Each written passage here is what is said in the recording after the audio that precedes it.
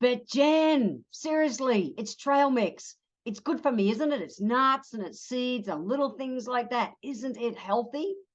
Well, I wish I could just say, yeah, it is. But the majority of the trail mixes that you buy are not. Traditionally, trail mix was developed in 1968. Yes, by a bunch of surfers. Well, two California surfers. Yes. And they blended peanuts and raisins together for an energy snack. Being a surfer, I get it. I absolutely get it. It's interesting over the years, it's also known as GORP nowadays, GORP, which is good old raisins and peanuts. I love it. I love it. And it was originally kind of blended, like I say, for these surfers to be for an energy when you're doing sustained kind of exercise. So, taking it on a hike, which is why it evolved to be called trail mix. But nowadays it's become kind of a regular snack. You think it's good for you and it's not necessarily. So let's break it down. So you're thinking, okay, so it's got nuts in it. Nuts are packed with healthy fats and protein and fiber and good nutrients to just help keep you full. You think, yay.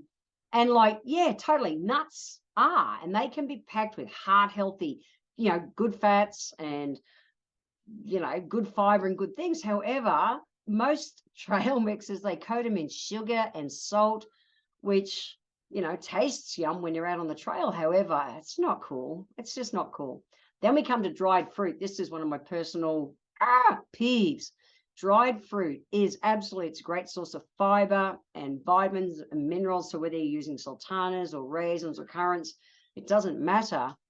This is a really important thing to remember in life. The majority of dried fruits out there in the marketplace, and the way you tell the difference is if you're buying the really plump, juicy ones, they are sulfur dried. Yes, they gas them with sulfur to be able to make them, to retain that juiciness as they dry. But sulfur in excess, anything in excess is not good for us. And the kind of dried fruit that is actually good for you is the dry, rubbery, hard to chew kind of ones. It's that truth. So if you've been buying those really yummy little juicy sultanas and currants and raisins, they're not so good. So apricots are the classic. You buy those, the really bright orange, juicy, yummy apricots. They are so sulfur loaded. They're no good. Someone like me who's allergic to sulfur, they're a huge trap. So the dry, rubbery kind of dried fruit is good. Tick, chuck that in your trail mix, not the nice juicy ones. If you do go eating the sulfur dry ones, you'll notice you start getting really bloated. Sulfur is also found in foods like onions and garlic. It'll bloat. It'll bloat and fart. Yes, it will. You do not want to be doing bloating and farting out on the trail. It's just the truth.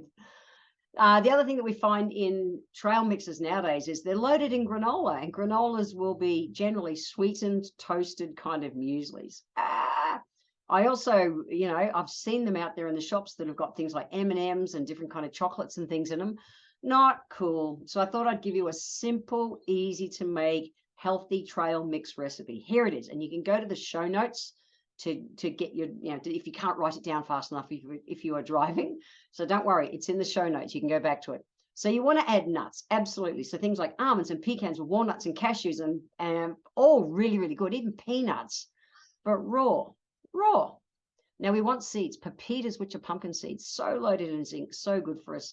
Sunflower seeds, so good for us. We want some dried up, shriveled up, unsweetened dried fruit. So we get some natural sugars when we are out hiking or doing whatever we're doing that we want that sustained energy. You can add something like some fun stuff in it, but I'd be putting something like dark chocolate nibs in it, unsweetened, preferably dark chocolate nibs.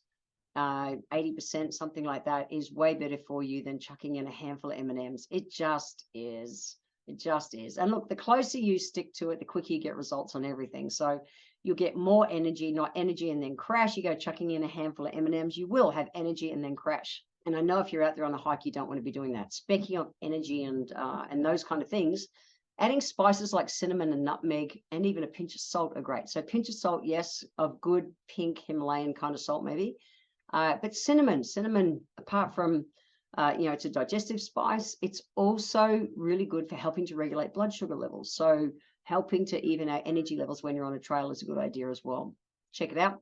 Now, you can mix all that together, chuck it all around, keep it in an airtight container for about a month, keep it in the fridge. and just decant, into a little baggie or something that when you're going to go hiking. That's a simple, easy recipe, way better for you than the stuff that you're going to buy in the supermarket. So the healthy life hack for this edition is pretty simple. Have a go at making your own healthy trail mix and send me a message on what you put in yours. So head over to the show notes, www.healthylifehacks.com.au, where you'll be able to find that recipe I just shared. See ya.